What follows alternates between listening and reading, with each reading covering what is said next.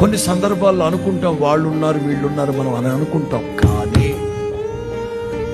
వాళ్ళే మనకు ద్రోహం చేస్తారు, మనతో నిలబడరు. అది మీకు కొదవగా ఉంది కదా. ఆ లోన్లీనెస్ అనేది, ఒంటరితనం అనేది మిమ్మల్ని గుండెలు పిండేస్తుంది కదా. ఒక్కోసారి అందరూ ఉంటారు, అందరూ ఉన్నా అనాథగా బ్రతుకుతూ ఉంటారు, అందరూ ఉంటారు చెప్పుకోవడానికి, కానీ మనసులో మాత్రం లోన్లీ ఫీలింగ్. మనుషుల మీద ఆధారపడితే ఇట్లాగే ఉంటుంది. రాజులను నమ్ముకునుట కంటే, రథములను నమ్ముకునుట కంటే, గుర్రములను నమ్ముకునుట కంటే, నరును ఆశ్రయించుట కంటే యెహోవాను ఆశ్రయించుట దైవ జనాంగమా.